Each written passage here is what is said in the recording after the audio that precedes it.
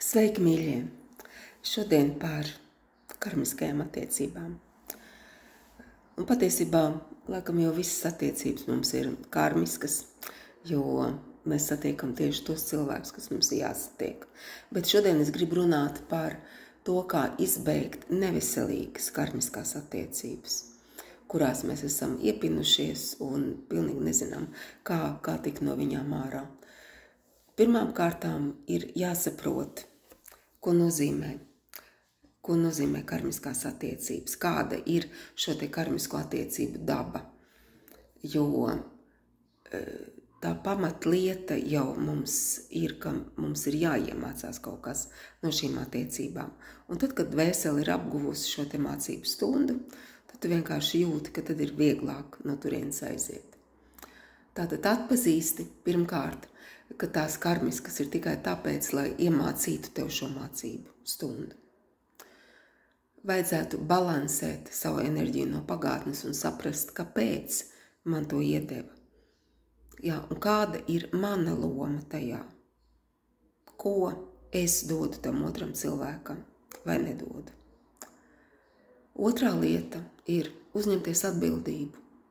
Nevis vainot to otru cilvēku, un tādā veidā enerģētiski mēs vēl vairāk tam piesaistamies, bet saprast, ka tava dvēsele izvēlējās šīs attiecības izaugsmai. Tava dvēsele izvēlējās, un jo tuvākas, spēcīgākas attiecības tev ir ar savu dvēseli, jo vieglāk ir to izprast. Un izbeidz vainot to otru cilvēku, paraugies uz sevi. Kā tu to ietekmēji? Un atcerēsimies arī to mīļo spoguļa likumu. Jā, ka mums tas, ko mums citi saka, tās nepatīkamās lietas vai dara, jā, un tas, kā mēs to cilvēku nosaucam, patiesībā kaut kur ļoti dziļi noslēpts ir mūsos pašos.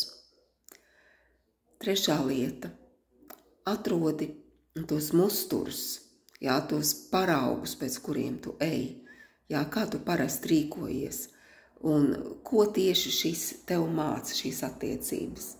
Kā tad īsti ir ar sevis mīlēšanu? Kā ir ar robežu novilkšanu? Jā, jo izaugsme un apzinātība, tās ir tās atslēgas, lai pārtrauktu kārmu. Tad, kad tu saproti, kas tev ir jādara šajās attiecībās, kas tev jāiemācās, tad arī viņas vienā jaukā dienā ļoti viegli pašas no sevis izjūg. Ceturtā lieta ir piedod un atlaid. Un piedod nevis tāpēc, ka ir pareizi piedot, bet piedod sevis dēļ.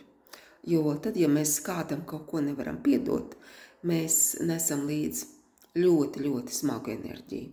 Mēs esam ļoti zemās vibrācijās, un dzīve tad neiet tik labi, kā gribētos. Tu esi pelnījis, tu esi pelnījusi būt augstākā līmenī. Tāpēc atlaid dusmas uz to cilvēku, atlaid aizvainojumu, lai tas viss attīstās tā, kā tam jāattīstās. Un palīdzi tādā veidā dvēselē salauzt šo te karmisko saiti. 5. tās būtu robežas. Tas nozīmē, ka ieraugi, kāds spēks ir tevī.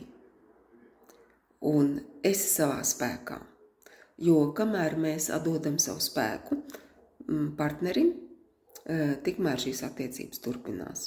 Bet ieraugi, cik spēka ir tevī un kā tu vari iet uz priekšu. 6. punkts šajā karmisko attiecību pārtraukšanas tādā veidā būs meditē un pārdomā vēlreiz, bet centies būt pilnīgi citā doma uzturā, nevis tā kā iepriekš, ka tu sevi ieliec upuru lomā, jā, bet pārdomā, kā tu vari uzlabot savu dzīvi. 7. tas ir apzināti izlemt. Jā, kad tu esi pārdomājis, tad tu jau vari apzināti izlemt, ka tu izbeidz šīs attiecības. Un tu vari pateikties par to mācību, ko tu esi saņēmusi. Un tas nobeigums var būt tāds, ka varbūt, ka tu uzraksti šim cilvēkam vēstuli, ko tu nekad nenosūti. Jā? Varbūt, ka tu risini tādu iedomātu dialogu un palaid vaļā. Un pēc tam ir ļoti svarīgi, un tas ir 8. punkts, fokusējies uz personīgo izaugsmu. Mācies jaunas lietas, mācies saprast, cik fantastiska dvēsele tu esi. Tādas man šodien ir pārdomas par karmisko attiecību izbeigšanu. Lai ir jauka diena visiem!